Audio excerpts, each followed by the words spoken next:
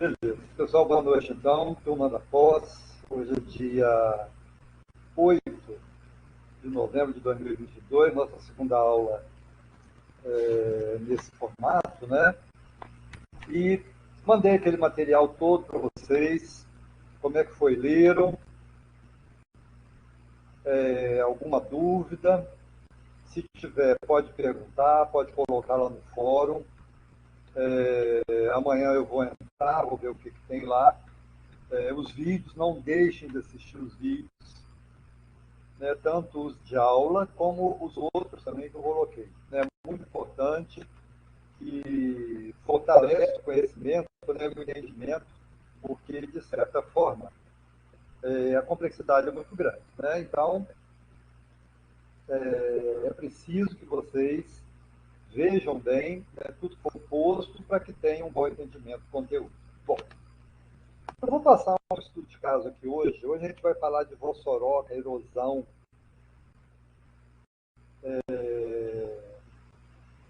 ravina, erosão laminar, assoreamento. Eu acho que vocês todos aí já ouviram falar bem esses termos. Né?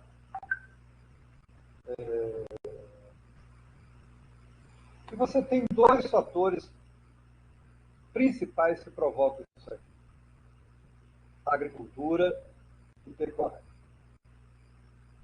Edilara está querendo falar alguma coisa?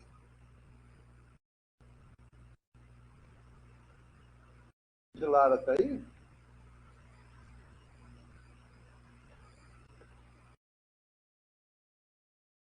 Tá. Deixa eu ver aqui o que ela está. Ah, tá. Ela está num outro evento. Porque ela tá... Bom, então você tem esses grandes fatores que vão provocar movimentos que vão causar impactos, dos impactos da degradação,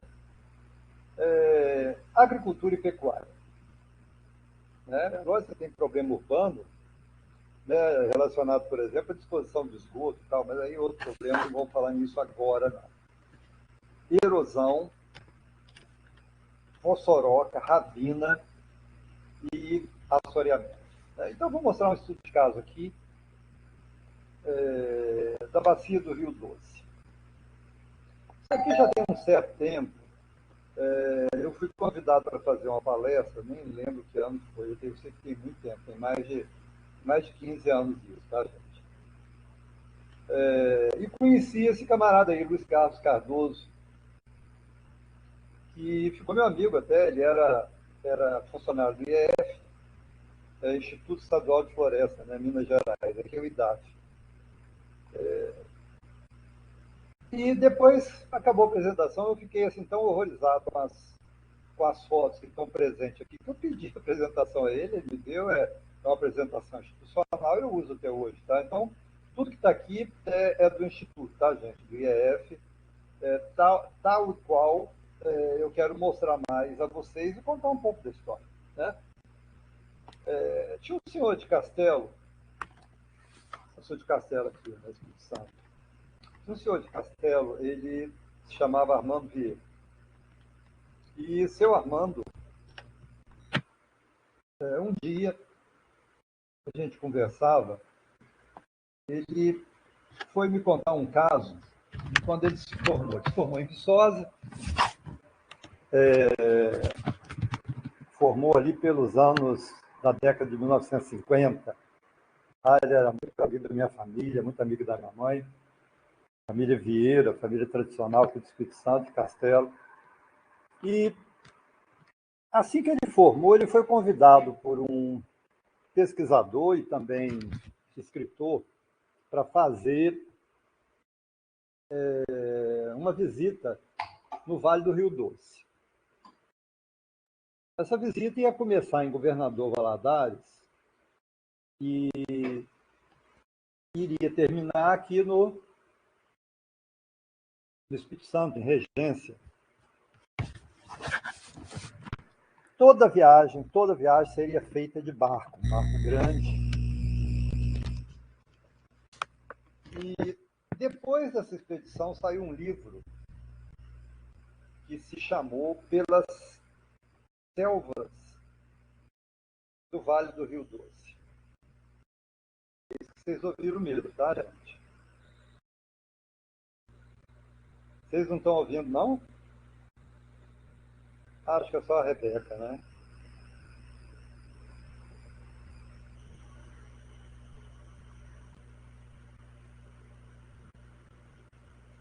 Tá. Então tá beleza.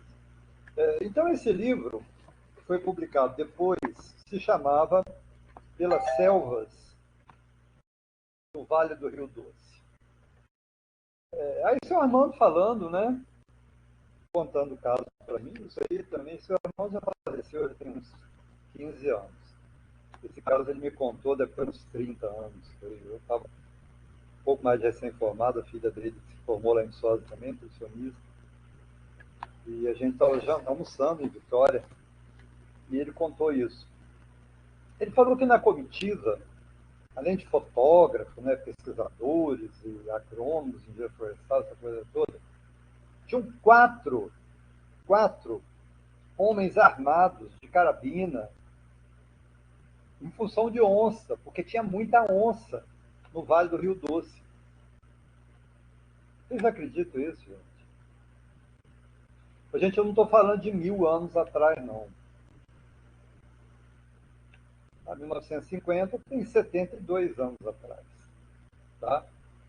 Bom, isso é um caso que eu coloquei dentro disso aqui, porque aí é outra história. Então, nessa apresentação aqui, né,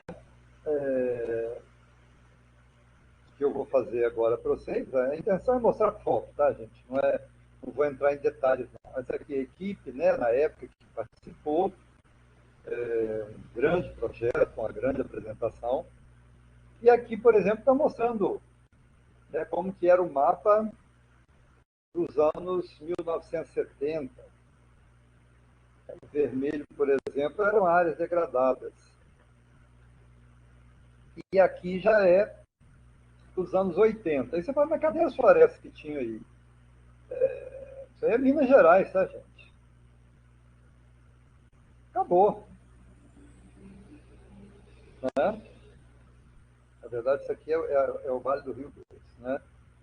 É a bacia hidrográfica do Rio Doce, não é mapa de Minas Gerais, tá? Bom, então, né, quando você pega um mapa de vegetação da bacia do Rio Doce, olha o que, que tem aí. Né? Aqui estão os limites da bacia, né? O azul claro é campo, o verde, campo cerrado, o rosa, muito pouco, campo rupestre, amarelo nem tem mais, né? Cerrado, vermelho, eucalipto, é aquela região ali de Patinga, Vale do Aço, né? E verde, floresta estacional semidecidual. Manchas, né? É o que tem. Bom, se você tira, né, então você vê que uma área de 8 milhões e 340 mil hectares, 86% fica em Minas Gerais, o restante fica aqui no Espírito Santo. Né? 202 municípios em Minas, 26 no Espírito Santo. Rios, Piranga é pertinho de Viçosa, né? Eu até fui lá, vou sempre lá. Essa semana eu vou lá, quinta-feira eu vou dar um pulinho lá, que eu vou fazer minha 40 anos de formado, não teve festa, o negócio vai ser agora, né? 41 anos é um bom encontro que vai ter. Nasce ali na Serra da Mantiqueira, Espinhaço, né? Afluentes principais, Piracicaba, Santo Antônio, Suaçuí Grande, Casca, Matipó, Caratinga e o rio Manhuaçu. São os principais afluentes do Rio Doce. Tá? Bom, população, 3 milhões e 100 mil habitantes, hoje já deve estar em torno de 4 milhões. 68% reside no meio urbano, né? Êxodo rural generalizado.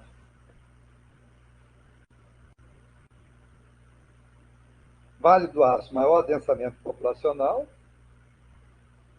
Fluxo migratório, a maioria para Ipatinga e Valadares. Né? Então você vai vendo É uma tendência que teve no Brasil inteiro, né, cada local, é economia, agropecuária, indústria, mineração. Clima muito parecido com o nosso aqui, a precipitação média em torno de 1.500 na região do Nascente, até 900 milímetros em Aimorés, né, que é muito parecido ali com a divisa ali com o Espírito Santo, né, Colatina, Coporanga, aquela região ali, uma região que chove um pouquinho menos do que aqui no sul. Né? É... Vegetação original restrita basicamente à área do Parque do Rio Doce. É um lugar que eu levava muito alunos para fazer visita, principalmente turma do meio ambiente. Um lugar muito bonito, tem uma lagoa lá belíssima. Quem gosta de acampar, tem um camping lá fantástico, muito seguro, vale a pena ir. Fica perto de Rio Casca. Rio Casca, você indo em direção a Belo Horizonte, uns 20, 30 quilômetros no máximo. Uns 15 quilômetros no asfalto, vira direito. Bom, de toda a cobertura vegetal, menos de 1% em estágio primário. E em torno de 90% das terras da bacia, pastos e capoeiras. Floresta plantada de eucalipto, campos e áreas cultivadas em menor proporção. Ô, gente, o que é isso que eu estou fazendo aqui, no contexto de recuperação de áreas degradadas? Um diagnóstico ambiental. Eu, para fazer um planejamento, vamos supor, a Vale fez aquele absurdo lá, está tendo que recuperar, né? Parte. 25 bilhões vão ser investidos. Até agora, 3 bilhões já foram.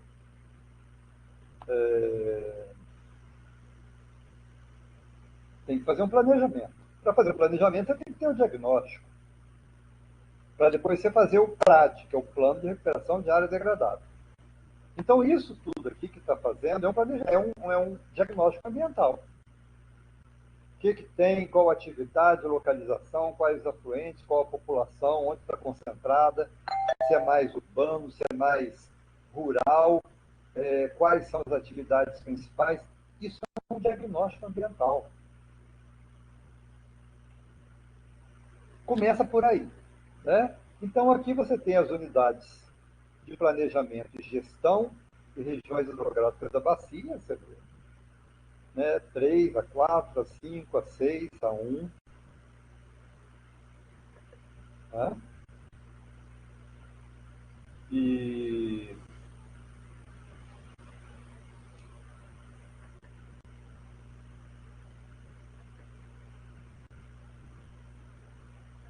IDH relativamente baixo.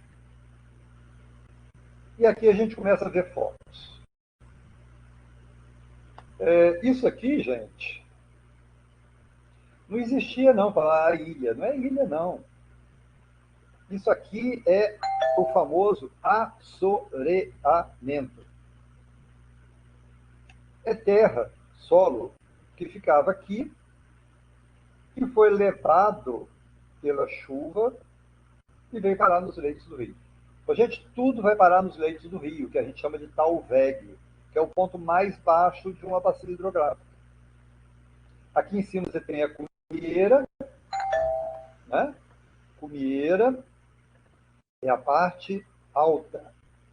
E aqui embaixo você tem o Talveg, que é a parte mais baixa.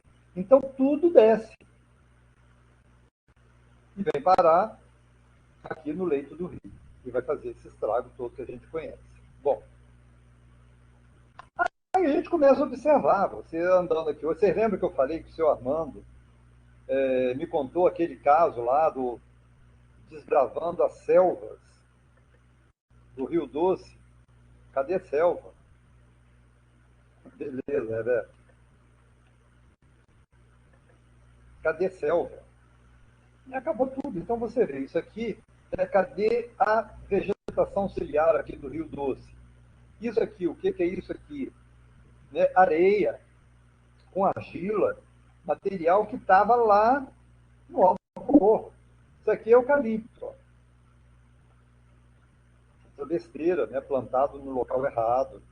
Aí eucalipto plantado aqui em beira de rio. E olha só que besteira aqui, olha que montoeira de material. Então, na hora que a gente vai vendo essas coisas todas aqui, ó, estão sendo formadas ilhas,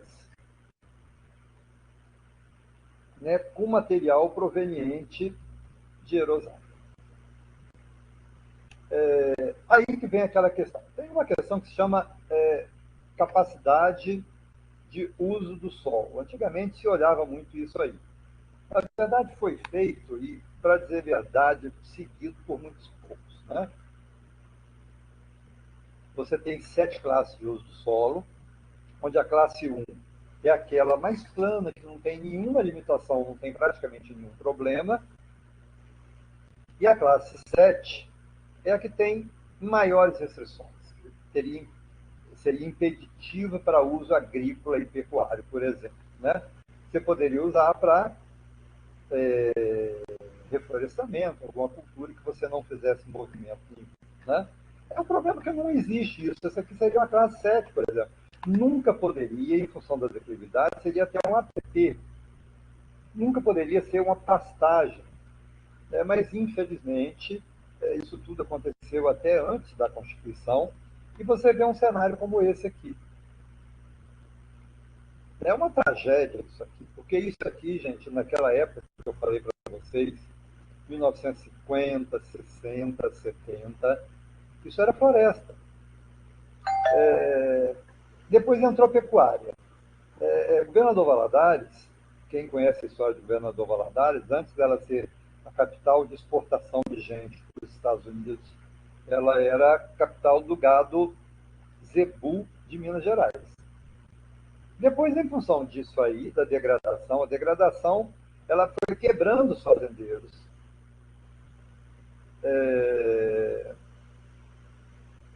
Muita gente que morava nessa fazenda sem emprego, porque muita gente começou a ir para Governador Valadares.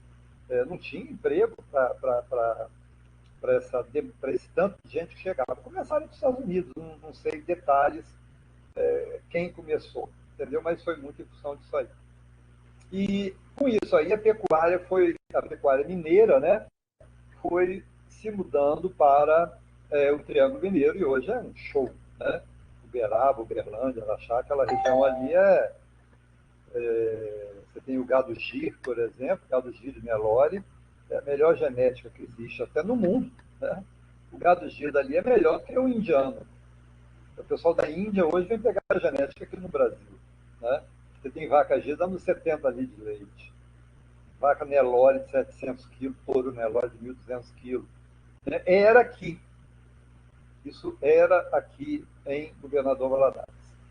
E esse mau manejo e uso incorreto do solo fez isso. Bom, para que eu estou frisando tanto isso? A forma mais barata que tem de você recuperar uma área é não degradando essa área. É fazendo um bom planejamento adequado e usando, que a gente vai ver nas 2 últimas aulas, práticas conservacionistas. A gente mostrou um pouquinho lá em agroecologia, vou mostrar aqui de novo. Recuperar é muito caro, demora muito tempo, demanda muito estudo, demanda de muitos fatores. O Brasil é um país pobre. Está mais pobre agora. Como é que você vai recuperar uma área igual a essa? Só essa que vocês estão vendo aí na paisagem. Isso tem dono. O dono não tem dinheiro. O estado de Minas está quebrado. O Brasil está quebrado. Quem vai pagar por isso aí? Quanto custa você recuperar 1 hectare? Quanto custa para você recuperar esses milhares de hectares? Você vê que só a Vale, para recuperar aquele trecho diretamente afetado, ela vai gastar 25 a 30 bilhões de reais. Então você vê um cenário como esse aqui. Né? Terrível, terrível a gente ver isso. Né? E vai por aí afora.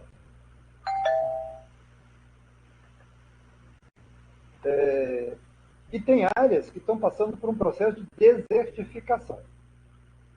Desertificação, olha que assoreamento, que virou uma bancada de areia. Cadê a navegação? A navegação é impossível hoje. É impossível você ir, por exemplo, de Valadares para o Espírito Santo hoje de barco. Pode ir de canoinha, né? Mas de barco, igual aquela que eu falei, né? É impossível. Né? Então você tem esse cenário. Gente, isso aqui não é um trechinho, não. Isso aqui são milhares de hectares que estão desse jeito. Né? Então, isso aqui, a partir do momento que você fez esse estudo aqui, como essa área aqui é muito grande, aqui, para quem não conhece, é Governador Valadares. Né? Esse aqui é o pico do Ibituruna, que fica ali pertinho, né, de Valadares, tem a via da cidade, o pessoal salta muito aqui de Azevedo, tem aquelas competições todas, né? Governador Valadares aqui embaixo. É uma bonita cidade até. É pena que tenha acontecido isso tudo. Né? E você vê aqui, olha, o pessoal está fazendo pasto até aqui no pé da pedra. Aqui só não tem porque é pedra. Né? Sem contar que isso aqui, gente, quase todo ano pega fogo. Você acredita que isso aqui é pasto?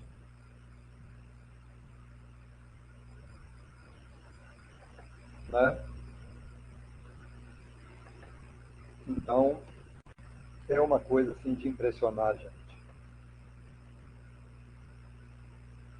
Bom, de um modo geral, aqui você tem o que a gente chama no começo de erosão laminar. Ela é quase imperceptível. Tá? Você vai vendo assim, ela, porque tem pouca água aqui ainda, a água de chuva caiu aqui, ela começou. Então, por exemplo, energia é igual a massa vezes velocidade ao quadrado. Né? À medida que vai aumentando a massa, a velocidade vai aumentando quadraticamente, significa que a energia gerada é muito maior. Então, os pontos vão aumentando aqui para baixo. Então, vão surgindo rabinas, até depois de um certo tempo, vão surgindo vossorocas.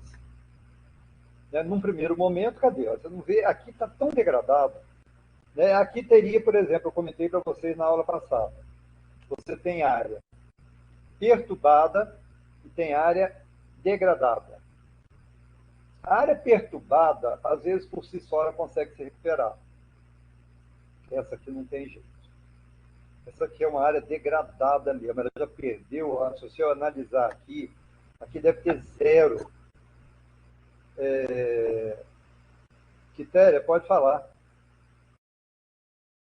Ô, professor, nessa área Oi? aí, que aparentemente é um princípio de Vossoroca, também estaria ocorrendo o processo de desertificação? Aqui tem lugares que já está ocorrendo, Quitéria. O que é a desertificação? O que é o solo? O solo é um ser vivo. O solo é composto por argila, silt, areia grossa, média e fina e matéria orgânica. A matéria orgânica é responsável pela vida do solo, direta e indiretamente. Ela é gelatinosa e ela que vai fazer a ligação desses outros componentes. Quando você expõe o solo, a matéria orgânica, que é formada de carbono, minerais e água, basicamente, calor com carbono, com mais oxigênio, dá o CO2, que vai para o espaço, efetivamente. Então, esse carbono que tinha no solo, que tinha esse papel de tornar o solo coeso, formando grumos, ele vai se esfarelando. O solo vai ficando friável. E a argila vai se dispersando. aí sim você vai ter o que a gente chama de desertificação. Pode acontecer, aqui no Espírito Santo, na região norte do Espírito Santo, tem vários locais que está ocorrendo desertificação. Pedro Canário, Ecoporanga, Barra de São Francisco. Um processo muito parecido com esse aqui. Aimorés, aí já em Minas, né? De Aimorés até Colatina, até Governador Valadares, é um trechinho bom, né? Praticamente toda a região ali está passando por esse processo, várias áreas de desertificação.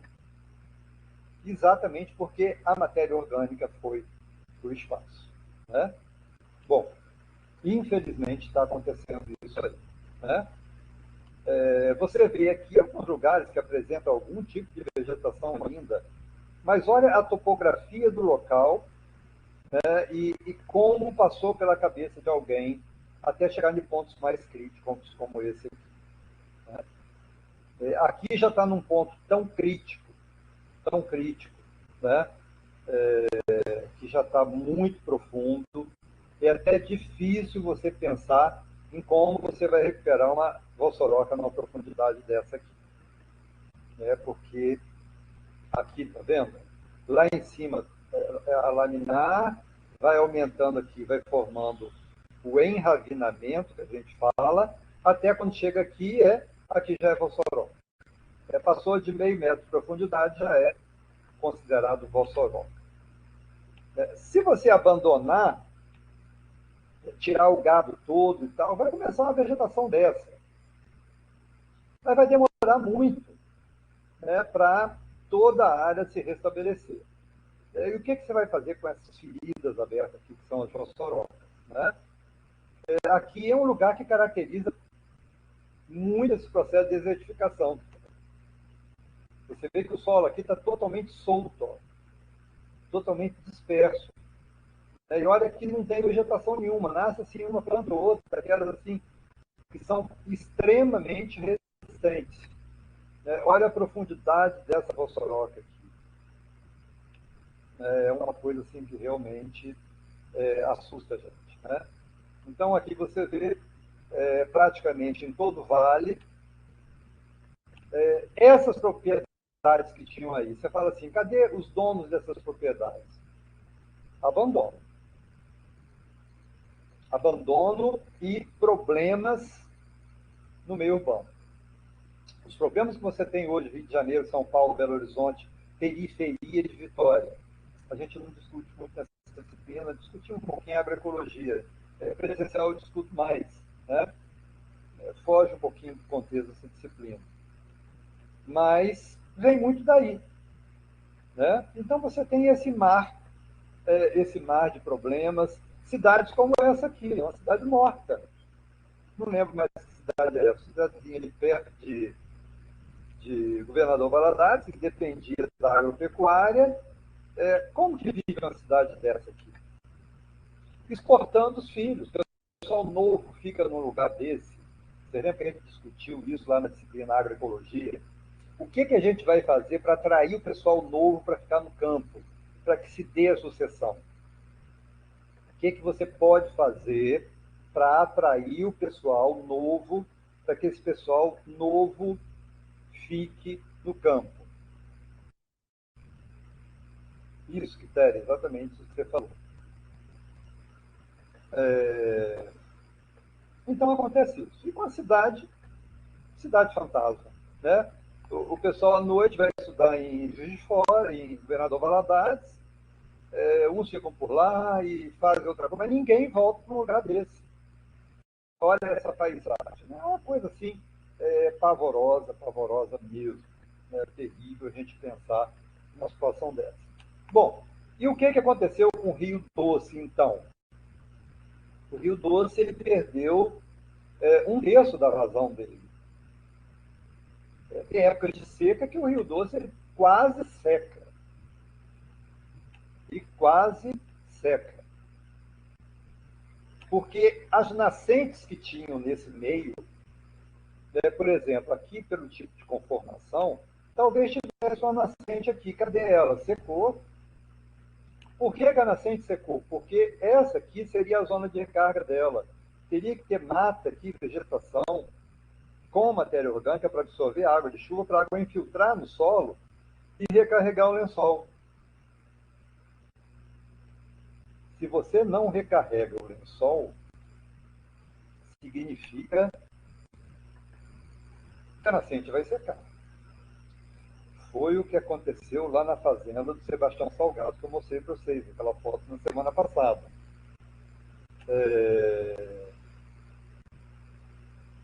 O mesmo processo que aconteceu lá, as nascentes secaram. Foi feito o replantio, aquela coisa toda. O que tem que fazer para recuperar? A gente vai mostrar hoje qual foi a média ou soroca, mas, de um modo geral, uma das opções é aquela, a revegetação. Né? E aqui tem produção de mudas. O IEF estava fazendo naquela época, continua fazendo. Alguns resultados, mas longe do que precisaria ser, né? Produção de mudas, doação para quem quer plantar. Né? Então, é o que vem sendo feito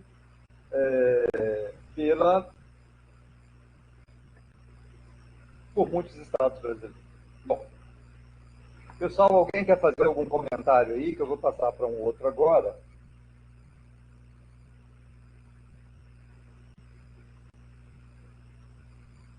Opa, boa noite. Tá me ouvindo?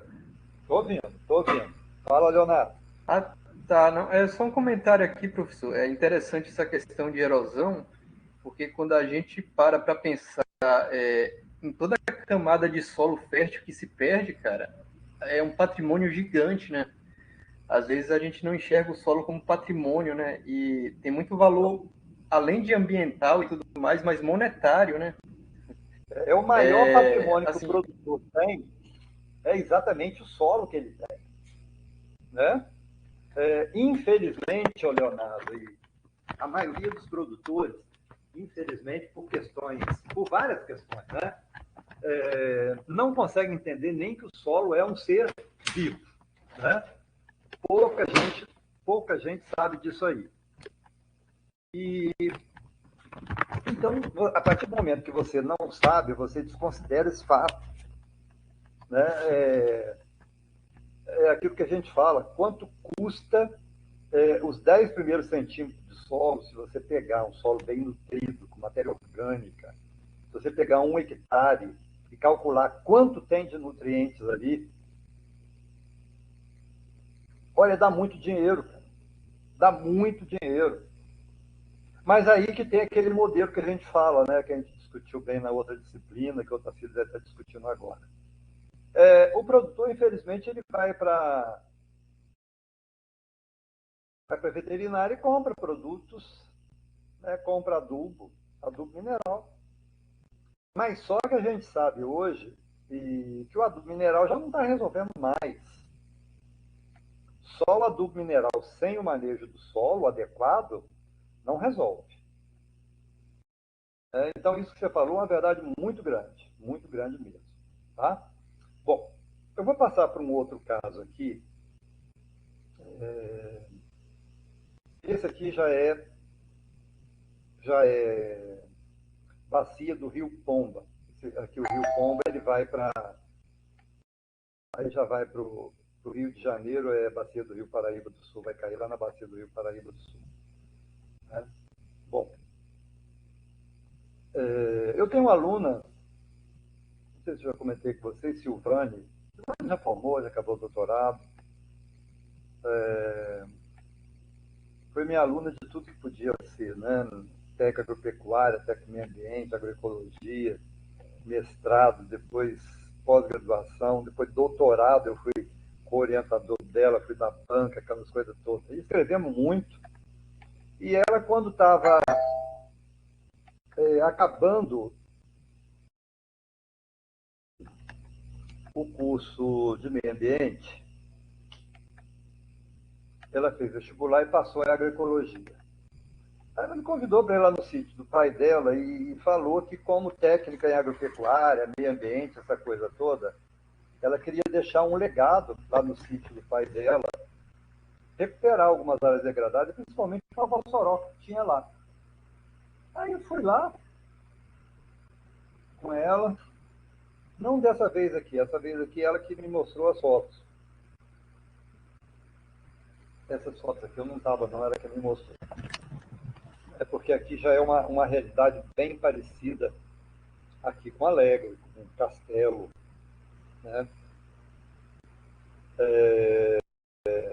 Esse aqui é o pai dela, já de idade, não queria sair da roça de jeito nenhum, só ela de filha, ela também não tinha muita vontade de ficar para tomar conta, estava lá, como tantos outros casos que eu já falei para vocês, o casal de velho morando lá na roça. E a propriedade é essa realidade aí que vocês estão vendo. Bom, vamos ver se vocês já leram alguma coisa. Nesse morro que vocês estão vendo aí, nessa encosta, vamos dizer até encosta, tá? A gente fala morro, mas morro todo mundo entende, né? Mas o nome técnico é encosta, vertente. Aqui em cima seria o topo de morro, o cumieira, né? Aqui embaixo, quando chega no rio, é o Talveg, que eu falei, isso aqui encosta. Aqui tem bioindicadores. Como você tem bioindicadores de fertilidade, você tem bioindicadores também de degradação. Vocês conseguem me apontar aí bioindicadores de degradação?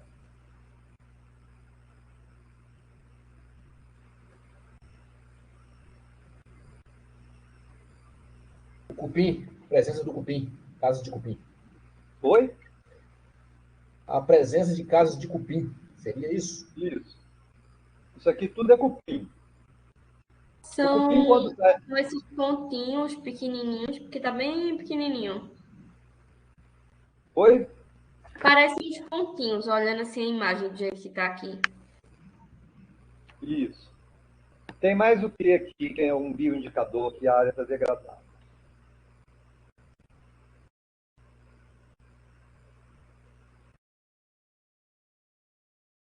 Deixa eu ver se eu acho uma foto que mais para frente esteja.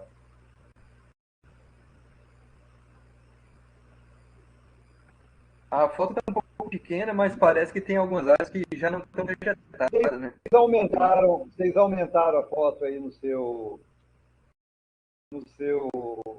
computador de vocês? Melhor assim? Melhora muito. Sim, tá ótimo. Bom, aqui então vocês estão vendo o que vocês estão vendo aqui. Aquilo lá de perto. Isso aqui é a graminha, tá, gente? Isso aqui que vocês já estão vendo já começa a erosão laminar, tá vendo aqui esse caminho? Já é erosão laminar isso aqui. Isso aqui é o que a gente chama de espécie invasora. Quando você tem espécie invasora demais, também é um bioindicador de degradação. Por quê? Porque as espécies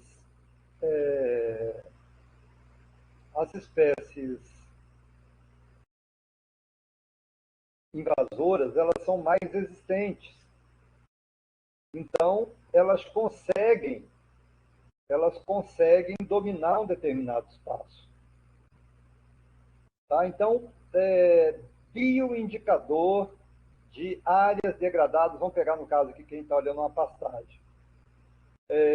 Cobertura insuficiente, solo exposto, espécies invasoras dominando, presença de muito cupim, de muita formiga, são os principais sinais de que está tendo problema na área. Tá? Então, essas questões como essa aí, você consegue visualizar numa situação como essa aqui. Tá? O que vocês conseguem ver nessa área aqui também que sugeriria uma série de outros problemas? O que teria que ter aqui?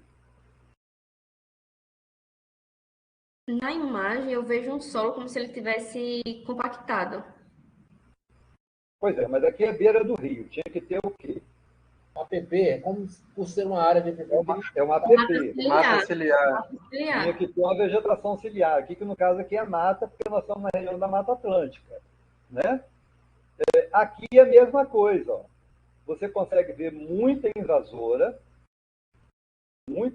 presente, né? O gado passando aqui, tendo acesso ao rio, ou seja, você vê uma série de condições que também permitem dizer que essa área está entrando num processo de degradação. Tá? Talvez aqui seria uma área que a gente pode chamar de uma área perturbada. Tá? Ela não chega a ser uma área degradada ainda. Você conseguiria recuperar. Está vendo aqui já é a cidadezinha, Rio Pomba, é onde eu morei assim, bastante tempo. Né? Aqui o córrego, a gente vai falar muito desse córrego aqui quando a gente for trabalhar. A próxima aula a gente vai falar de projeto de mata ciliar. A gente vai falar bastante desse córrego aqui. Tá? Então você vê bem, né, você tem algumas matas aqui em topo de morro, mas olha a predominância. Aqui, para dizer a verdade, no município aqui que eu conheço bem, 95% da área é pasto ou agricultura. Tá? Pasto ou agricultura. Só tem 5% de cobertura vegetal e não dá para dizer que é vegetação original. Tá? A maioria já é secundária. Não dá nem para você dizer que seja vegetação primária, que praticamente não tem. Né?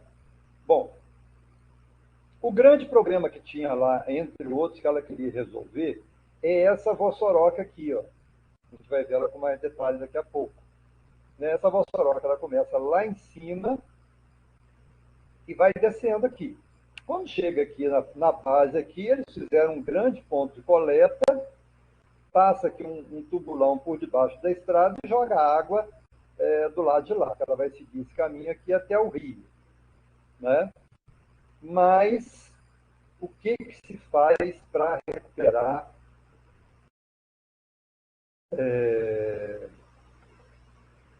uma vossoroca desse porte aqui? Aqui vocês estão vendo toda a dimensão dela. E ela vai até mais acima ainda, tá, gente? Deixa eu ver se tem uma aqui que pega ela mais de frente. Aqui, aqui ela vai subindo, continua subindo.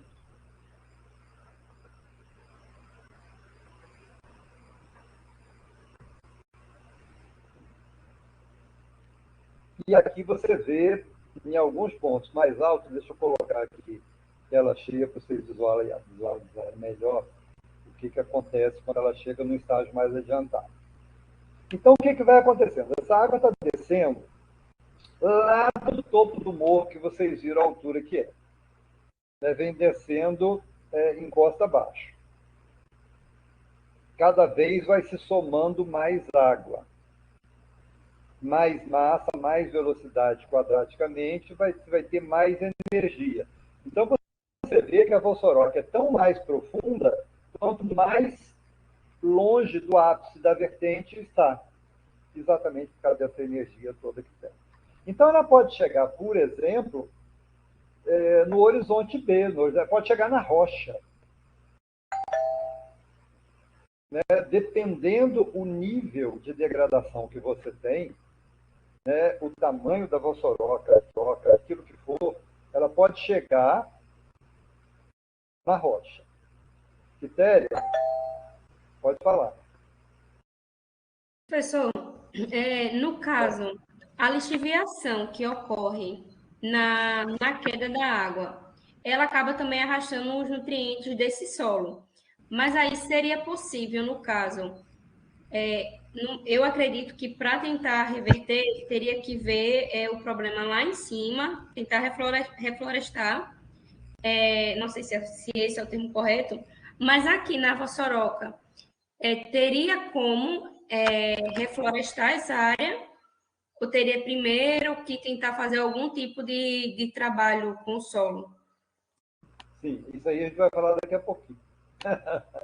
É para vocês irem pensando, mas você já pensou bem, gostei de ver. Tá? Daqui a pouquinho a gente vai falar mais disso aí. Tá? Mas eu quero que vocês vão pensando, isso aí que a Quitéria pensou, eu quero que vocês vão pensando. Tá? O que eu posso fazer para resolver isso? Porque a gente está fazendo diagnóstico, certo?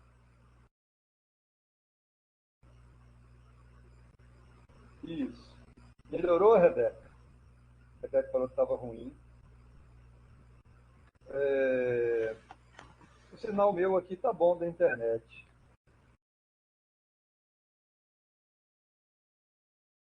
Vocês estão ouvindo bem, gente?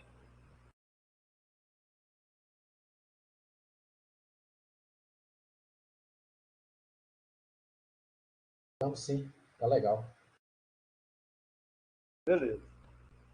Bom, então, você tem uma situação como essa aqui, que é um problema crítico, ó.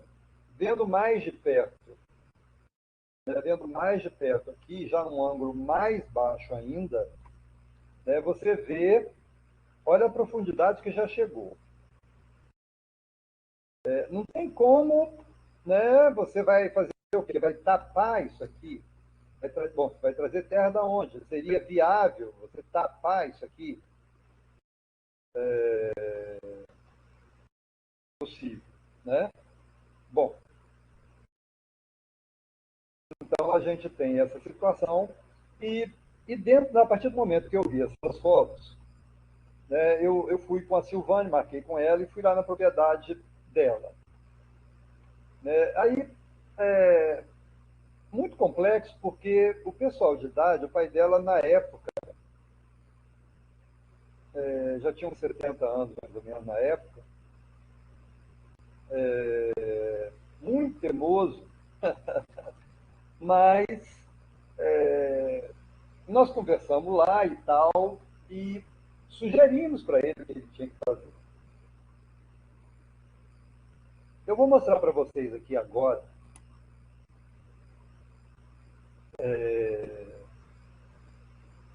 Até fica. Eu não sei, eu comentei com vocês sobre a questão das orientações, né? Comentei, né? Vocês já resolveram todo mundo quem vai ser o orientador de vocês? Se tiver, não precisa não. Ô, Mayra, tudo bom? Você já estava aí? Não tinha te visto ainda não? Eu tô um tempo longe. É que na hora que eu cumprimentei todo mundo, você não estava não, bem no começo. Não, eu entrei acho que 7h10, um pouquinho depois. Ah, beleza.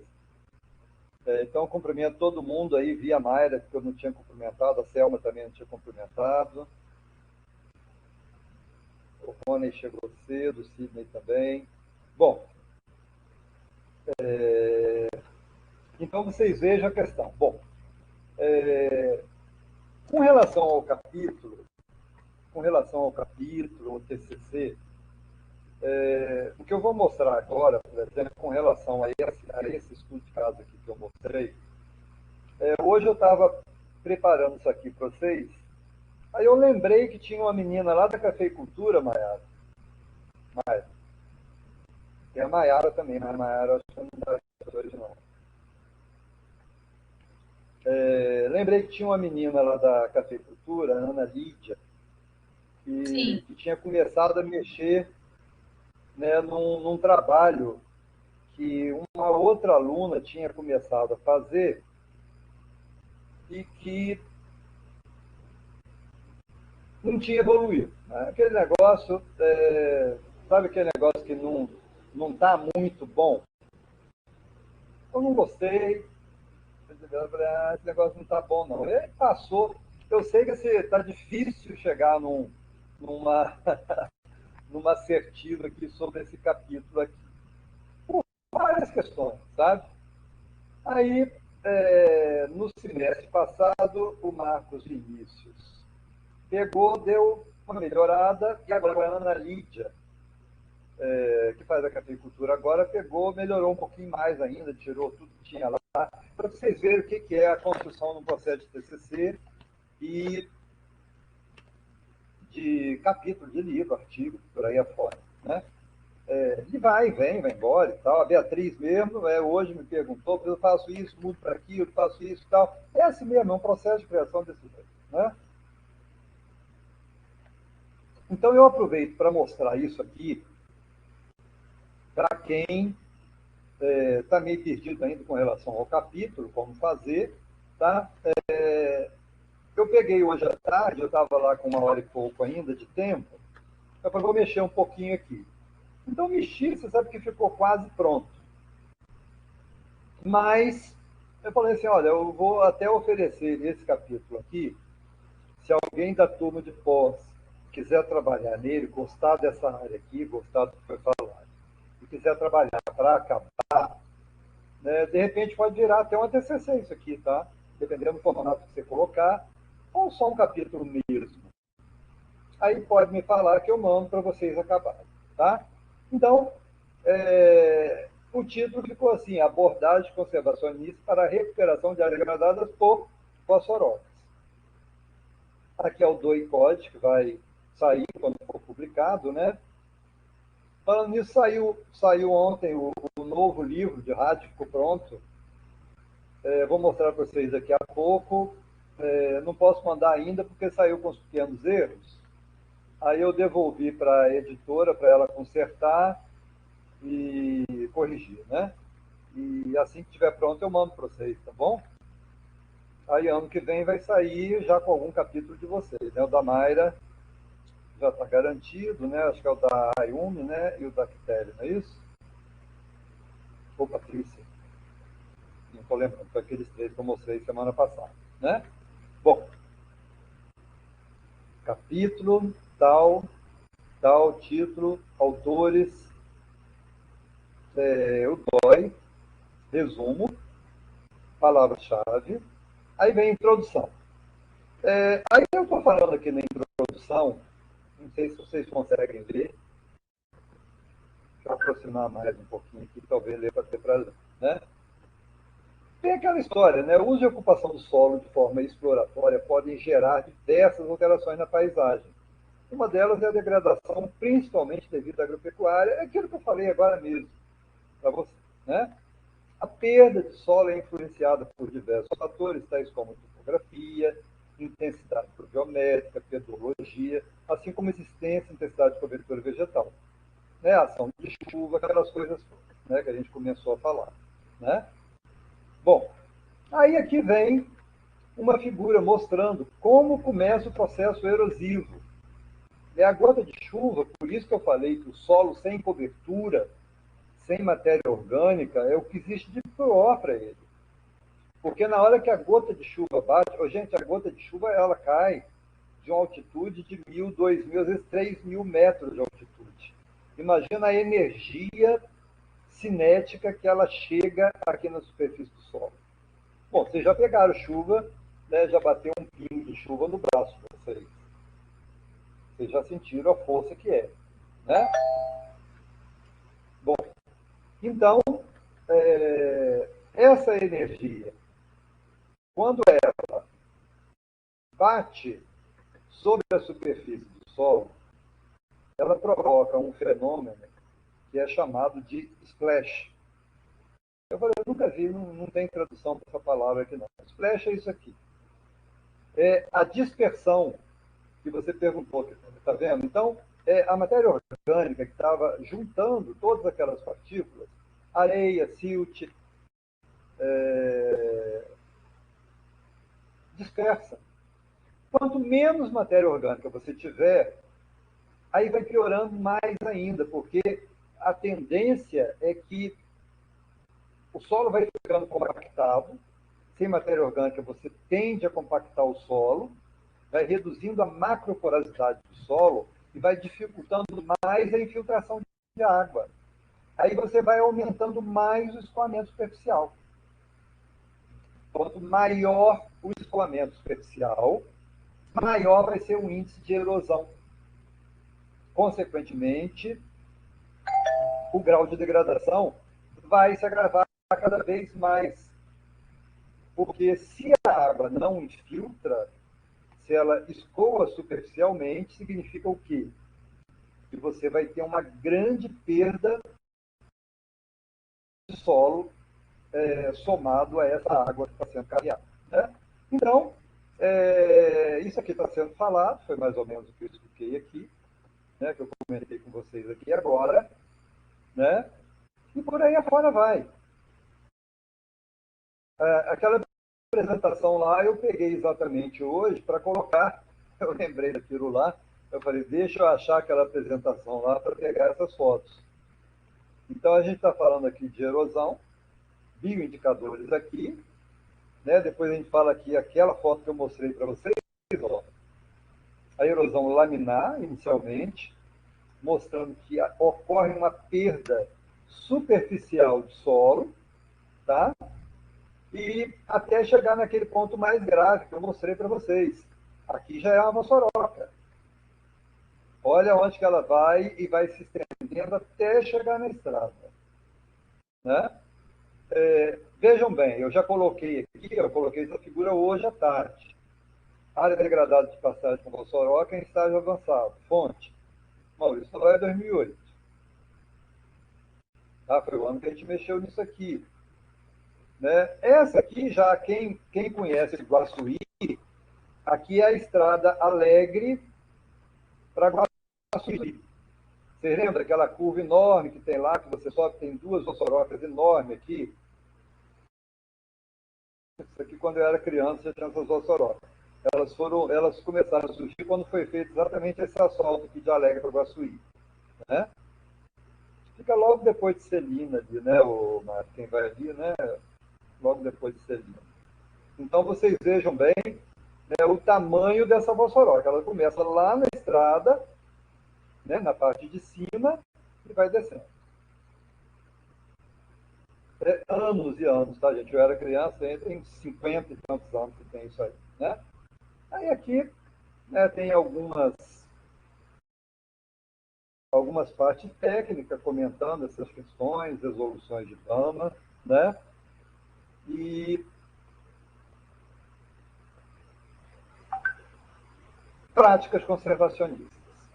Então, a gente vai ver aqui, Quitério, o que a gente pode fazer. Né? Essa aqui seria um estágio muito acelerado, né? Que é lá naquela do sítio lá do pai da Silvânia, que foi minha aluna. Né? Portanto, no planejamento para a recuperação dessas áreas degradadas, é necessário realizar o diagnóstico ambiental para conhecer os atributos físicos, químicos e biológicos da área. Logo, o mapeamento do local é de importante relevância e pode ser feito por meio de técnicas de Sistema de Informação Geográfica, SIG, e levantamento planialtimétrico. Inclui também o conhecimento sobre o tipo de solo, características do local, pois cada solo vai ter um comportamento. Né? Então, o Bertone e Lombardi Neto são dois professores mais famosos que eu acho que existem na área de conservação do solo. Ele já deve ser bem de idade, porque quando eu fazia graduação eles já eram famosos. Eu estou com 63 anos, eles devem estar com 70 anos. Né? Eles são aí de São Paulo, perto de você aí, perto de Piracicaba. Segundo os dois, aí vem respondendo a sua pergunta, Quitério, que você levantou aquela hora. O controle do vossorocamento é realizado com os seguintes objetivos: interceptar a enxurrada acima da área das vossorocas com terraços de diversão, retenção da enxurrada na área de drenagem por meio de práticas de cultivo, de vegetação e estruturas específicas, eliminação das grotas e vossorocas, com acertos do terreno executados com grandes equipamentos de movimentação de terra, aí, revegetação da área, construção de estruturas para deter a velocidade da água e até mesmo armazená-las, completa exclusão do gado na área, controle da sedimentação das grotas e vossorocas ativas. Foi isso aqui, basicamente, que eu sugeri para o pai da Silvane naquele ano de 2008. Eu não conhecia tão bem ainda os coxinhos que eu vou mostrar, que eu acrescentei aqui hoje também.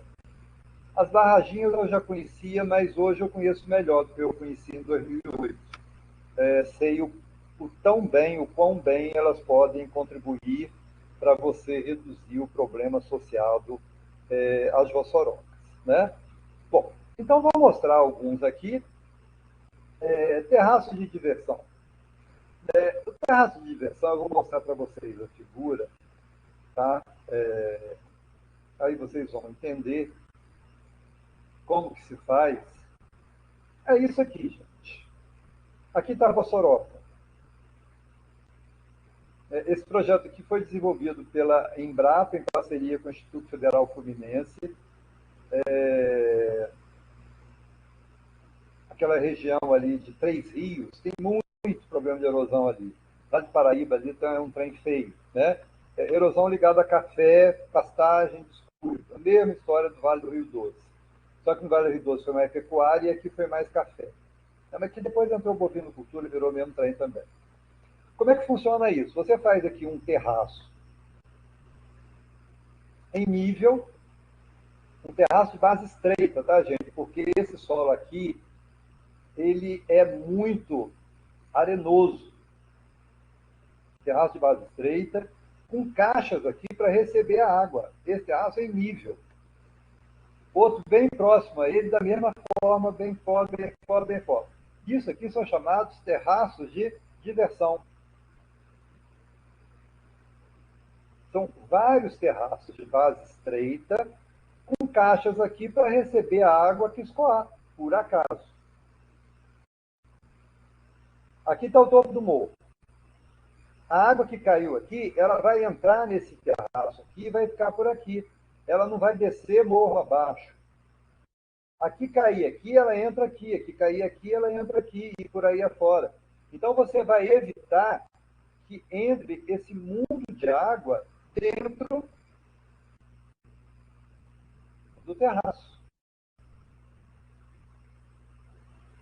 Vai entrar que cair dentro dele direto, da chuva, né? Não tem como você cobrir isso aqui. Então isso aqui é uma alternativa. Dá para fazer em qualquer lugar? Depende.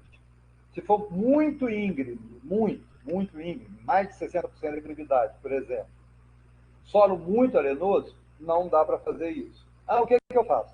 Você pode fazer barreira vegetativa aqui. Aí você pode plantar guandu. Eu acho que alguém falou aí. Guandu, por exemplo. Guandu semi-arbustivo. Podar, manter ele sempre baixo aqui, fazendo barreira vegetativa. Tá certo? Uma aqui, outra aqui, outra aqui. Isso aqui vai continuar sendo pasto, então você vai ter que cercar aqui. Faz uma cerca aqui para boi, em hipótese nenhuma, entrar aqui dentro. O que eu vou fazer aqui dentro? Daqui a pouco a gente vai chegar lá. Tá? Aí vem o outro, que vai complementar o que você pode fazer aqui dentro. São as paliçadas de bambu. O que é paliçada de bambu? Isso aqui.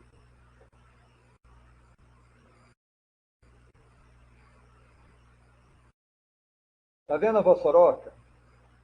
Não vai continuar descendo terra por aqui. Você vai pegar bambu, que é uma coisa que quase toda propriedade tem, é barato, ou é de graça quase, muito barato. E vai fazer uma cerca aqui de bambu. A terra que vai descendo aqui, morro abaixo, ela chega nisso aqui e vai amontoando. Com o tempo, isso aqui vai ficar no nível desse bambu. Aí você vai ter que fazer outra. Com o passar do tempo, isso aqui vai estar tudo nivelado. Entendeu? Então, isso aqui. Você pode fazer isso aqui com custo quase zero, tá, gente? É bambu, pode usar corda aqui de sisal, o arame velho, se você tiver, né? Pedaço de madeira cortado mesmo na propriedade, para você não gastar dinheiro com isso, né? Então, isso aqui seria, entendeu bem? Na parte de cima, você faria aqui terraço mecânico, se o terreno permitir. Uma declividade até 45 graus, mais de 60, hipótese nenhuma. Se o terreno for arenoso demais, hipótese nenhuma. Aí você faz o quê? Uma contenção vegetativa. Tá? E cerca, para o gado não entrar aqui no interior da Bossoroca. E dentro da Bossoroca, o que você vai fazer? Primeiro, paliçada. A água que cair aqui, ela vai continuar tirando terra. Então, essa terra aqui, se você não secar, ela vai daqui até no rio. Se você faz isso aqui, ela vai parar aqui. Vai reduzir o assoreamento. Certo? Aqui uma outra foto que mostra melhor ainda. Né? Só isso aí já resolveu? Melhorou. Pode melhorar mais? Pode melhorar mais. Então, o que, que a gente pode fazer? Vamos mostrar uma outra técnica que a gente pode fazer para melhorar ainda mais. Aqui vem explicando, tá, gente? Uma outra técnica seria a revegetação, que alguém comentou aí também. Não ficaram todas aquelas paredes expostas aqui e aqui? Você vai fazer o quê? Isolamento e recomposição vegetal. Isolamento é uma coisa que parece óbvia. Né? Imagine bem, isso aqui se boi continuar entrando aqui dentro. Bom, cercou, impediu a água de entrar. Dentro, você fez isso aqui, paliçada com bambu. Depois, então, vem um terceiro, que você faz o isolamento e recomposição vegetal. Você vai cercar. Recomposição vegetal. Aí, pode ser com as mais variadas. Pode ser braquiária, pode ser capim vetiver, pode ser leguminosas arbóreas, leguminosas arbutivas. Aqui está dando exemplo, né? Sombreiro, ingá, maricá e agati. Tem dezenas de outros que você pode usar. Aqui tem um exemplo da Embrapa também. Né? Ela fez aqui um dreno com a captação aqui na frente. Ó. Aqui ela plantou vetivero. Vetivero é uma gramínea, ela se enraiza demais. Tá? Para fixação de local assim, ela é muito usada. Muito usada. Né? Barragem, quando você faz, é muito utilizado. Isso aqui você consegue muda. Hoje até no Mercado Livre você consegue comprar muda disso aqui. Não é cara, né? Mas você sempre consegue alguém que tenha. Num trechinho todo você consegue uma enormidade de muda. E como ela enraiza com muita facilidade, ela vai enraizando e soltando broto, igual tipo tiririca. Enraiza, solta broto, enraiza, solta broto, enraiza, solta broto. Então, ela se alastra com muita facilidade. Tá? Tudo isso aqui que você está fazendo, você está também aumentando o material vegetal e está aumentando a produção de matéria orgânica. À medida que você vai aumentando a produção de matéria orgânica, isso aqui vai dando semente, vai dispersando semente, vai favorecendo a chegada de outras espécies que vão colonizando a área. Aí, só tinha esses três aí, eu acrescentei aquelas fotos hoje também, e hoje eu coloquei um quarto item aqui. Se alguém quiser fazer, depois me fale, como capítulo, ou então se alguém for dos meus orientados como TCC, se não tiver uma coisa bem madura, caixas de captação, barraginhas e coxinhos. Então aqui vem uma parte de introdução, fala sobre as caixas de captação, dimensionamento, uma parte burocrática, né? Aí eu faço um estudo de caso da Tílio Viváqua. Esse trecho aqui eu escrevi hoje, tá, gente? Que eu tive lá com os alunos aqui da pós-graduação mês passado.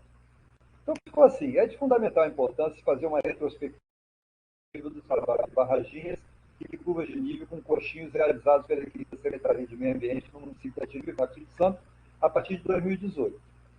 Em 2020, foi o ano de consolidação do secretário de Agricultura desse município, Márcio Meneguzzi Menon, considerado o clone do projeto Barraginhas, segundo Luciano Cordoval, grande mestre em Guarapari de Soco, Sete Lagoas, pai do projeto Barraginhas. Eu conheci o Luciano Cordoval quando eu ia lá em 2005, 2006, 2007, 2008, até 2010. Sempre recebeu a gente muito bem lá. Foi ele que inventou Barraginha, mas ele foi o grande difusor do projeto Barraginhas, né? Então, isso aqui são fotos que eu tirei com os alunos lá.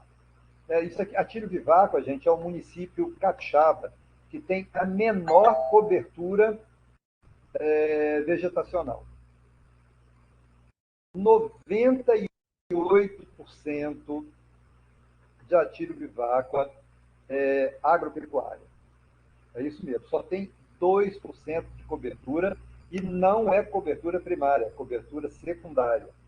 Então, aqui a gente estava lá, você vê que aqui ó, é o maior projeto em andamento aqui no Espírito Santo, lá coordenado pelo Márcio, fazendo barraginhas, né? Aqui a gente foi lá num dia muito bom, ele chamou a gente exatamente no dia que o trator estava trabalhando.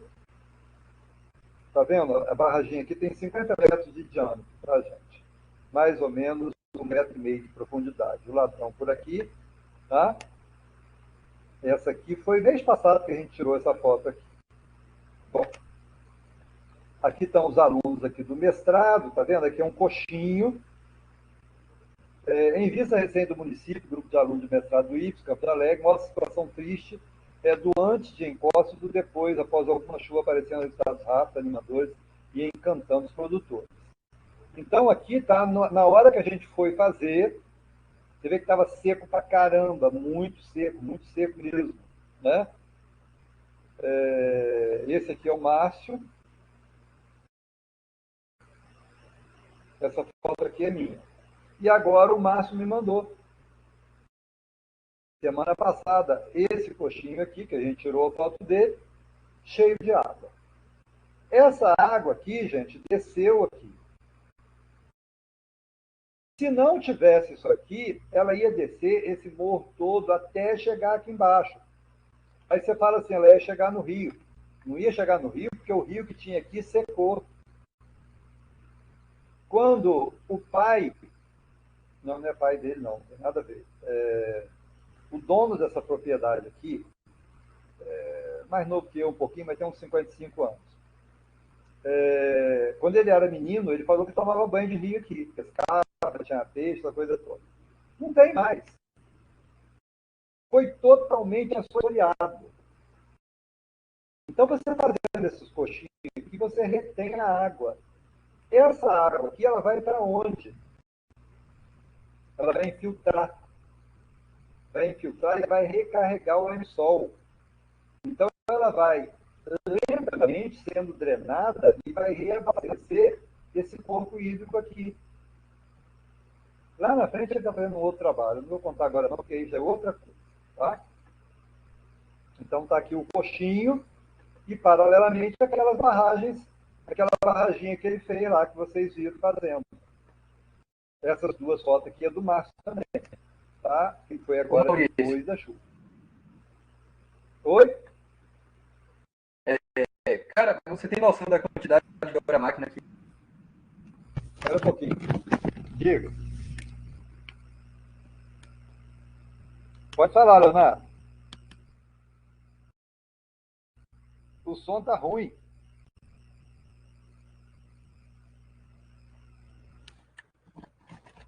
Deixa eu ver se ele escreveu.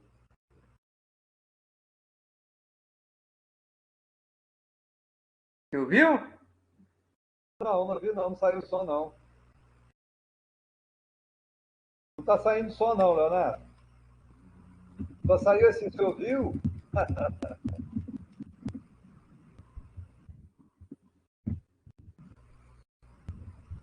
Rebeca, o que é MDS?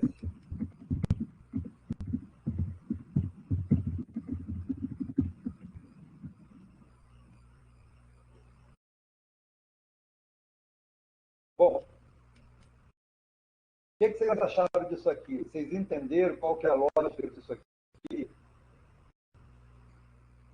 Deixa eu ver a Quitéria acabando de digitar aqui, para ver se tem alguma coisa a ver comigo. A Quitéria está rindo aqui. Ah, meu Deus! Tá bom, Rebeca. Agora eu entendi. Bom, então deixa eu voltar para esse aqui. Então entendam bem. Professor? Oi. O Leonardo ele tinha perguntado qual a quantidade de hora máquina que gasta para fazer uma barraginha dessas. Um trator daquele ali consegue fazer 6 barraginhas por dia. Trabalha mais ou menos 1h30. O tratorista sendo bom, tá? 1h30 a 3 horas para fazer uma barraginha com 50 metros, com 30 metros de diâmetro. Mais ou menos isso. Ó, quero chamar a atenção para vocês para um detalhe. Não estou dando curso de barraginha, não, tá, gente? Quem quiser fazer isso, tem que buscar bastante informação. Visita a Tiro Vivaco, vai lá em Sete Lagoas, parte técnica que eu estou falando. Que é bom, podem recomendar, que é bom demais. Até um livro que eu escrevi com a minha aluna lá, a Andressa, a Mayra conhece, que foi minha orientada de TCC, do curso de cafeicultura, ela mostrou a produtividade do café sob a influência das barraginhas que tem na nossa área aqui. Enquanto teve pé de café fora da influência, que produziu 2, 3 litros de café, os mais próximos sobre a influência chegou a produzir 18, 20 litros de café. Então, isso aí não tem dúvida nenhuma mais. Sobre a retenção de água, também nenhuma dúvida. Tá? Falta eu mostrar para vocês agora o que tem isso a ver com Vossoroca. Tá? Eu acho que vocês já entenderam, mas eu vou falar. Mas uma coisa que eu quero chamar a atenção de vocês. Lá em cima tinha um coxinho. Deixa eu voltar aqui. Tinha esse coxinho aqui. Em alguns desses coxinhos aqui, como experimento, no final deles, o Márcio resolveu fazer uma interligação com as barraginhas. Em qual condição? Quando a barraginha não estava numa área côncava. O que é uma área côncava? É uma área onde vai escoar a água. Então, ela teria dificuldade para encher. Como o coxinho ele é feito perpendicular ao movimento do terreno, ele enche. Inquestionavelmente, ele vai encher. Então, foi feito isso aqui. Um cuidado que, Leonardo, presta atenção, muita gente erra e quebra a cara nisso aqui. O movimento para você fazer não é fácil. Por isso que eu falo, o tratorista não pode ser qualquer tratorista, não. Você tem que treinar o tratorista. O tratorista ele tem que fazer esse movimento aqui, tá? Ele tira a terra daqui e vai fazendo esse movimento subindo aqui. O que ele está fazendo nesse movimento aqui? Parece que está brincando de balanço, como se fosse um balanço. Movimento pendular. E toda hora, essa máquina aqui pesa não sei quantos mil quilos, sei lá, 3 mil, 4 mil, 5 mil quilos.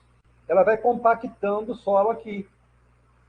Hoje, depois vai nascer braquiária aqui, tá? Vai nascer mato, pronto. No primeiro momento é complicado porque não tem mato. Né? Depois que o mato nascer, vocês vão ver, não coloquei aqui não, mas vou colocar ainda. Tá? Depois que o mato nasce, acaba esse problema aqui que a gente está mostrando. Bom, Leonardo, olha um cuidado que tem aqui, vocês todos. Então, aqui está a crista da barragem. Aqui está a água acumulada. E aqui tem, gente, o ladrão. Do ladrão até o topo da barragem tem meio metro. O ladrão tem que ter uma largura de folga para que nunca essa água aqui passe por cima da crista da barragem. Por quê? Se passar, leva tudo. Enquanto ela não estiver consolidada, é claro, né? Então, o tratorista ele tem que vir com aquela lâmina no terreno firme e não na terra que foi acabada de ser amontoada. Ele vem aqui na terra firme.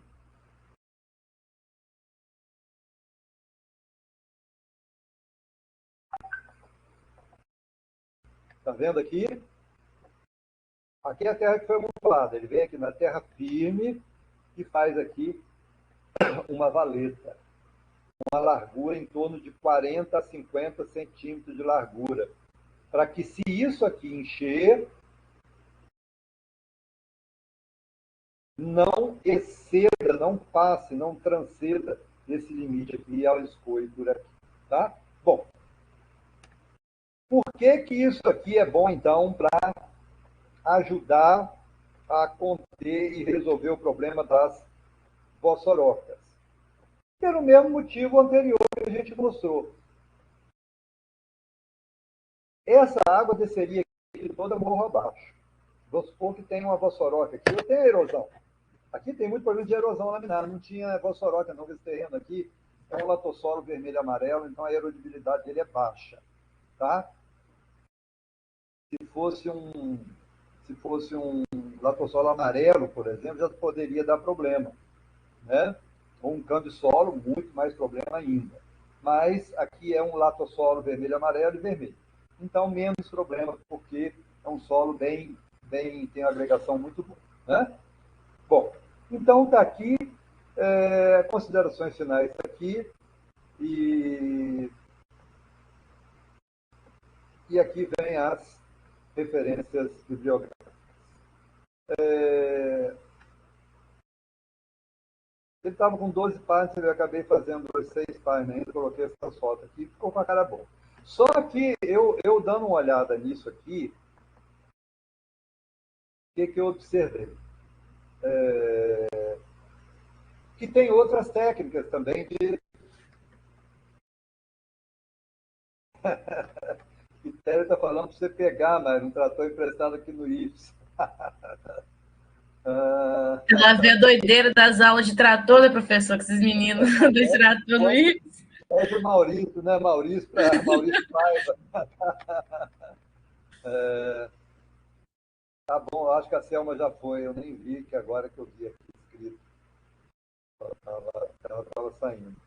Bom, pessoal, então vocês entenderam mais ou menos como que você tem um problema que é muito comum, que é problema de degradação de pastagem.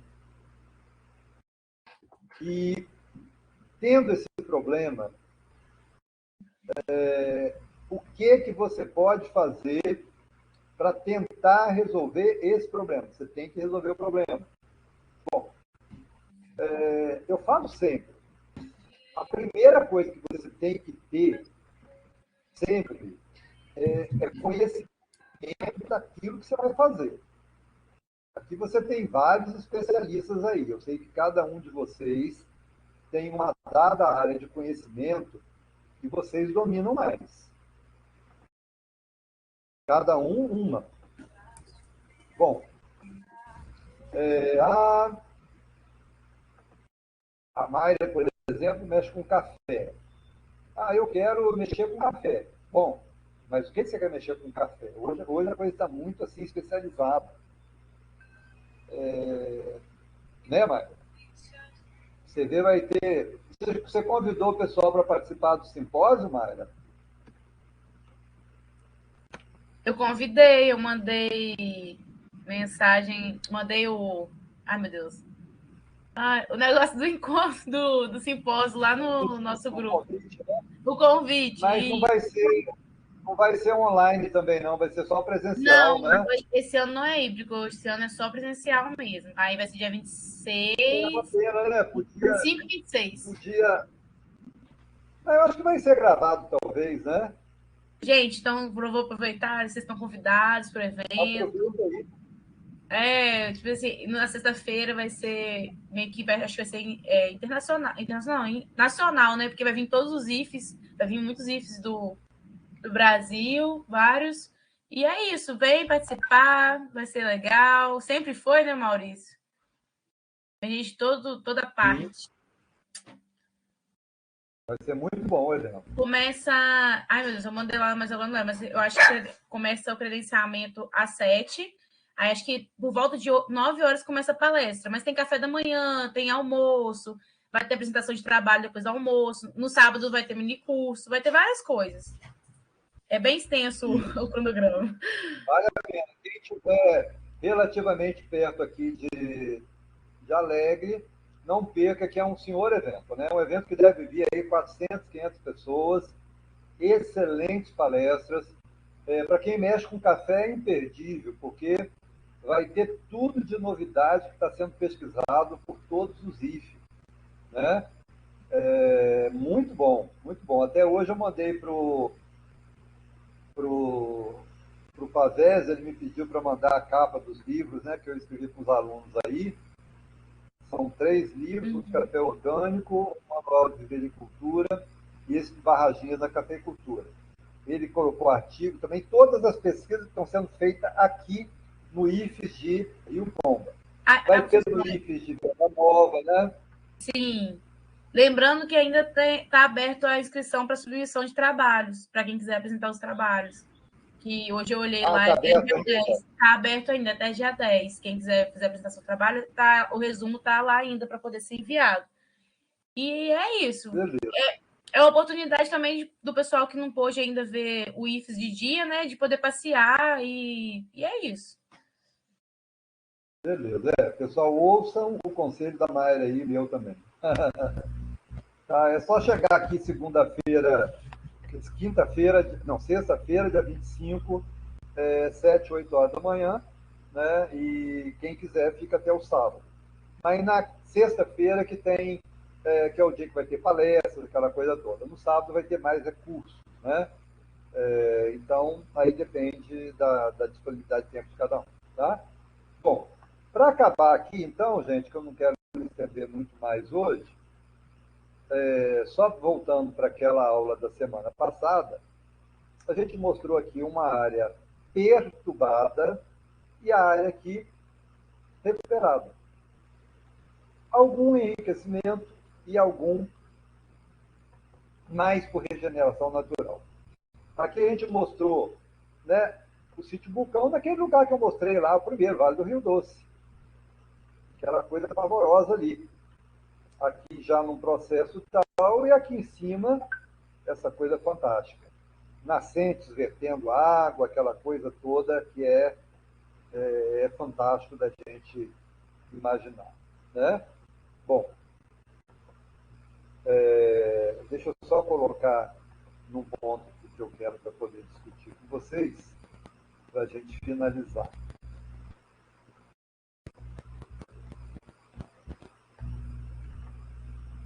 Uma questão é essa aqui, tá, gente? Que está ligada àquilo que eu falei. Né? O sucesso da recuperação vossoroca.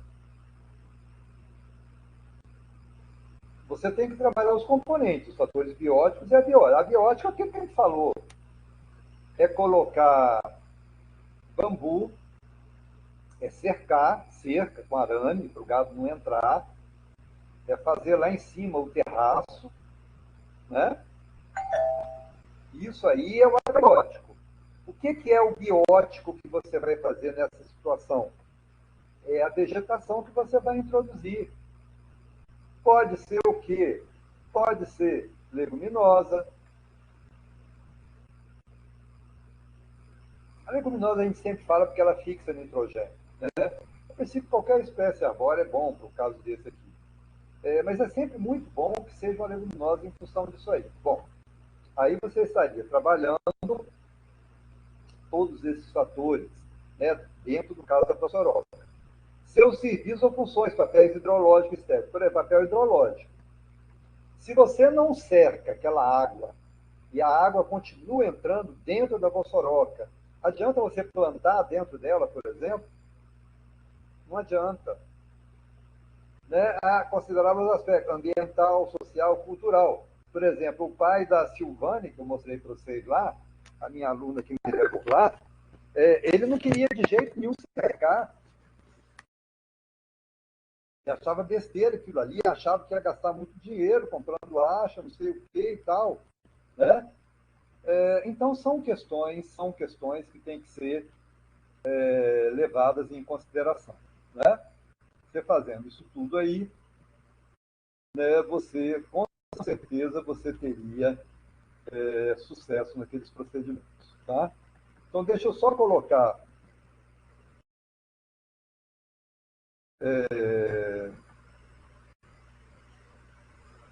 um daqueles pontos que eu mandei para vocês,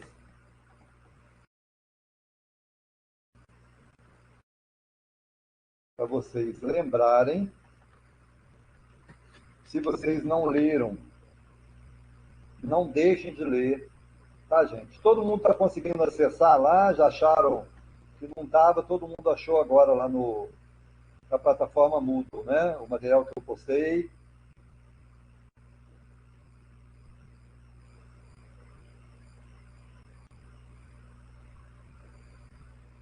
Beleza. Bom, gente, isso aqui é uma página só, mas é de uma importância. Às vezes a pessoa vê assim e fala assim, pô, mas por que isso aí é tão importante assim? Bom, o que é o diagnóstico ambiental? Você vai identificar os problemas ambientais adversos que podem ser esperados. Bom, tem lá a vossoroca, você já viu o tipo de solo, viu onde está, sabe quanto chove, aquela coisa toda que a gente viu agora nesses dois casos aí. Quais são os problemas ambientais adversos que podem surgir? Você vai anotar naquela planilhinha que eu mostrei para vocês, que a Mayra até riu na semana passada. O que fazer, como fazer, quando fazer, quem irá fazer, quanto vai custar. Fazer aquilo ali. Incorporar nas ações de desenvolvimento medidas mitigadoras apropriadas. O que eu posso fazer? Eu vou fazer uma barraginha, eu vou fazer um coxinho. O que eu vou fazer naquilo ali?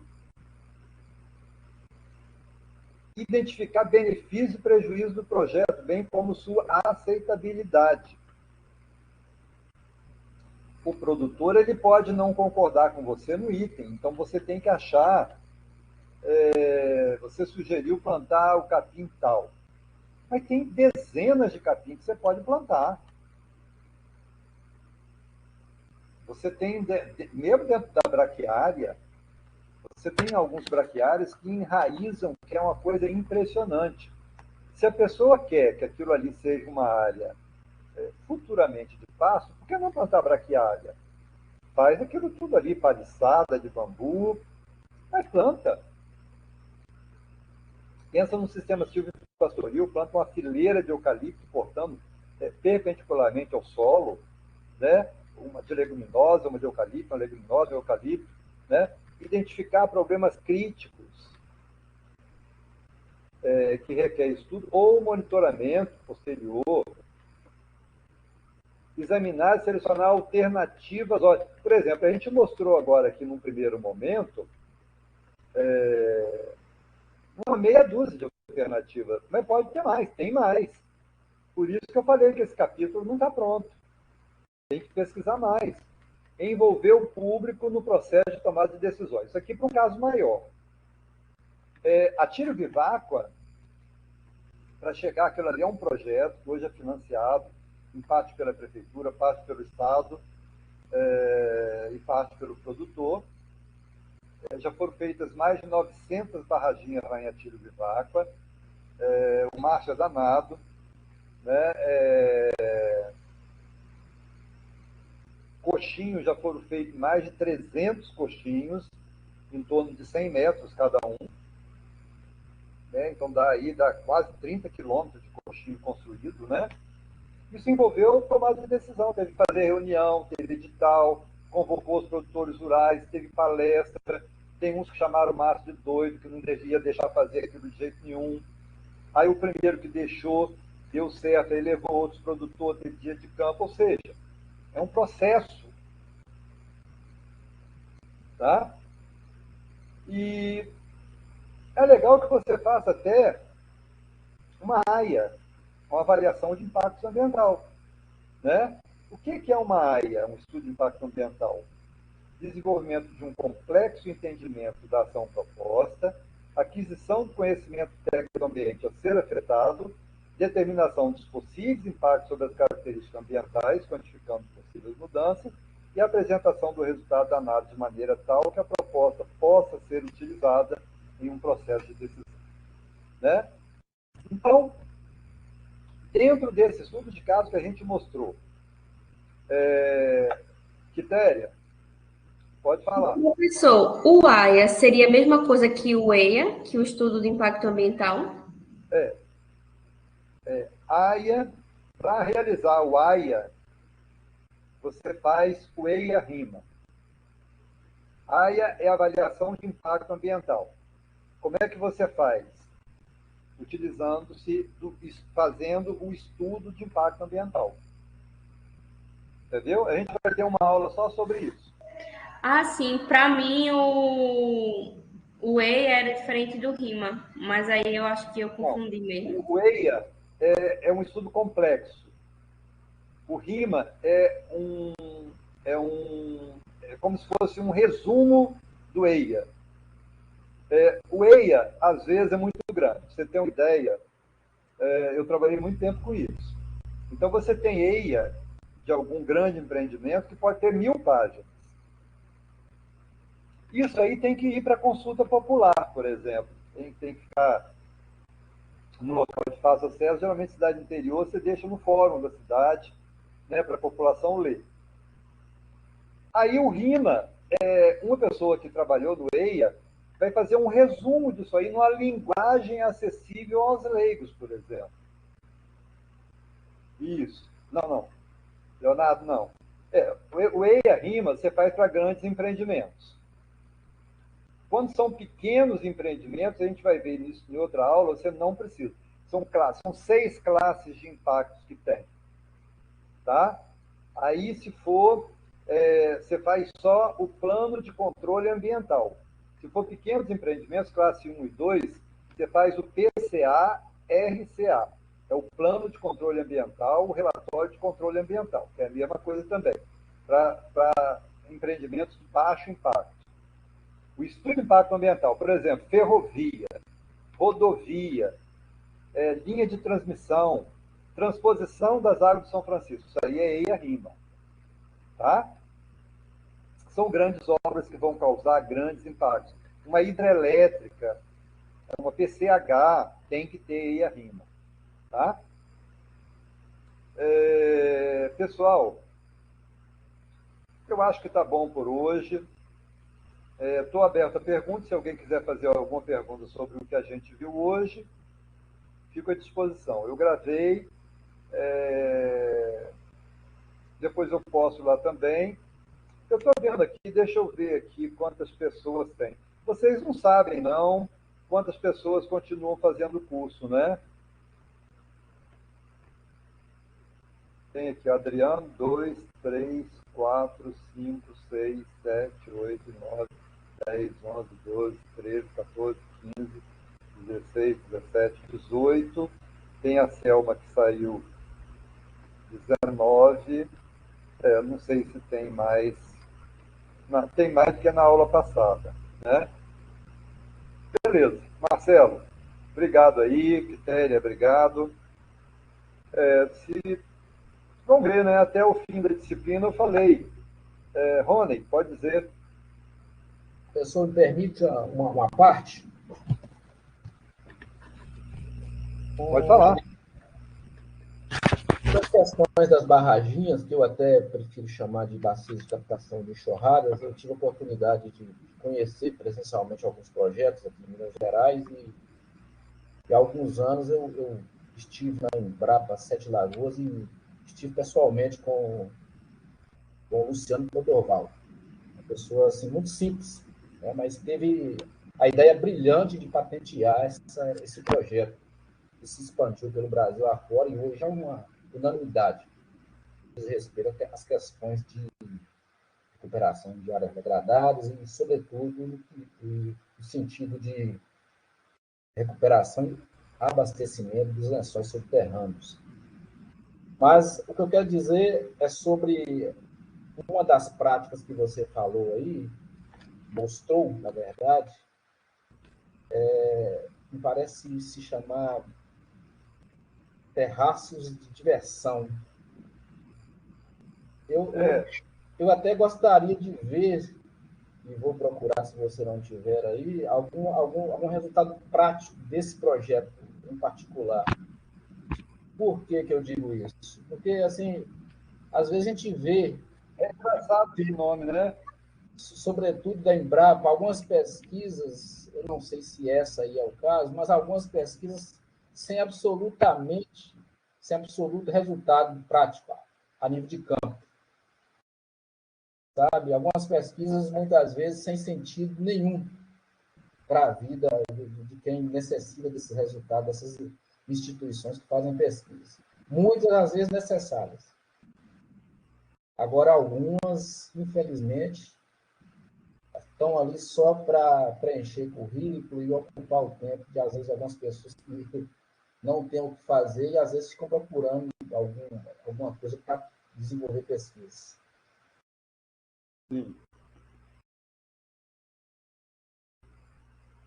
É isso. Um abraço, então, para vocês. Falou, Leonardo. Agora, esse nome eu acho engraçado também. É um negócio muito engraçado. Eu vou até pesquisar mais para ver de onde surgiu essa história aí. Gente, um abraço para vocês. Boa noite aí para todo mundo. Amanhã eu posto para vocês aí, tá bom? Valeu. Boa noite para todo mundo.